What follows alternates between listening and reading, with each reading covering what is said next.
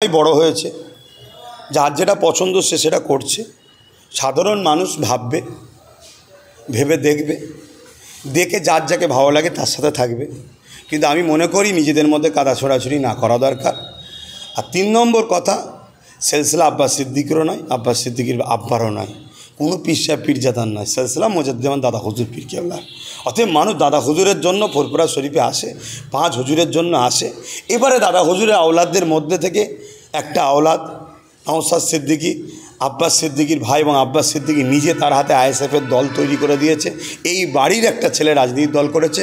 কারো দলের পিছনে, কারো পদের তলায়, কারো দলের হয়ে, কারো দলের পিছনে কাজ করেনি, সে নিজে করছে। কেন? দেশ ও দেশবাসীর সেবা উদ্দেশ্য, সমাজকে পরিবর্তন করার জন্য। বাকি কেউ বামকে ভালোবাসতে পারে, সেটা তার স্বাধীনতা, কেউ কংগ্রেসকে তার স্বাধীনতা, কেউ টিএমসিকে ভালোবাসতে তার স্বাধীনতা। কিন্তু প্রশ্ন, এই যে দলগুলোকে আপনি সাপোর্ট করছেন, তার মধ্যে থেকে আজকে শাসকে ধরুন টিএমসি আছে। টিএমসি তো ইসলাম বিরোধী করছে, কোরআন শেষে যায় বলছে, ওয়াকাফের জন্য দিল্লি চলে যাও বলছে। টিএমসির মমতাকে, টিএমসির এমএলএ আল্লাহ বলছে।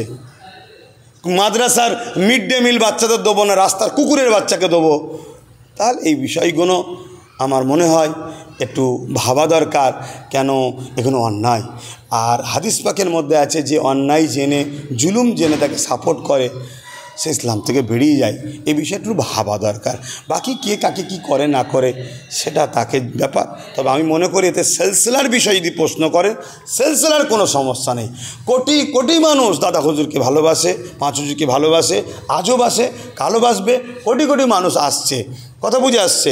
এবার আমি যখন বলবো তোমরা আমি আইএসএফকে সাপোর্ট করো আমার ভাইটাকে, আমার কথা যদি দুটো মুড়িদের ভালো লাগে দেবে। আর একজন বলবে দেখো আমি বামের সাথে আছি, তোমরা বামকে সাপোর্ট করো, দুটো মুড়িদের ভালো লাগে বামকে দেবে। দুটো মুড়ি দিবে কংগ্রেসকে তাজি ভালো লাগে, সেটা সব না, যার যার নিজের ব্যাপার।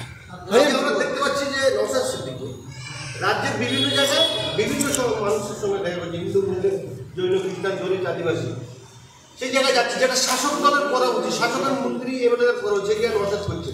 কিন্তু এই যে নওশাদ যে ভালো কাজ করছে, এই ভালো কাজ যদি করতে না দেওয়া হয়, সেই জন্য নওশাদকে বিভিন্ন রকমভাবে বাধা সৃষ্টি করা হচ্ছে। এবং এও বলা হচ্ছে যে নওশাদ সিদ্দিকী বিজেপির দ্বারা, এবং বিজেপির কাছে টাকাও নেই।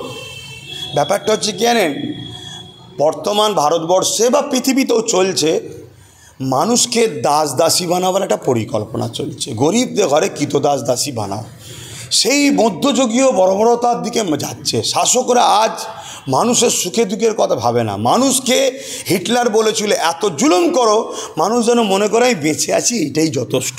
আজকে শাসকগুলো ঠিক সেই দিকে যাচ্ছে। নওশাদ একটা ভালো ঘরের ছেলে, তার ব্লাড একটা কথা বলে, স্বাধীনতা সংগ্রামী এবং জবানার মুজাদ্দেদ, এবং সিদ্দিকী আকবর কোরাইশ খানদান, নবী খানদানের ছেলে।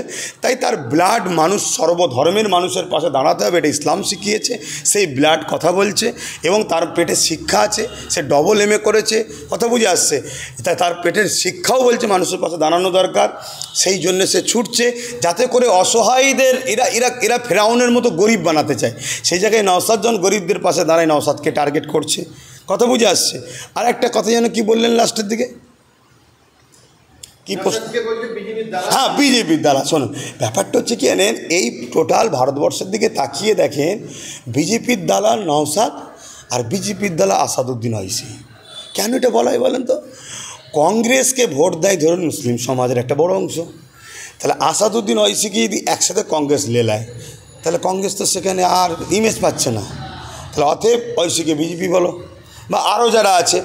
ঠিক নওশাদ যখন একটা স্বাধীনতা সংগ্রাম, এবং পশ্চিমবাংলায় দাদা হুজুর মানে সবটাই ধরতে গেলে মুসলিম সমাজের একটা বড় ব্যাপার।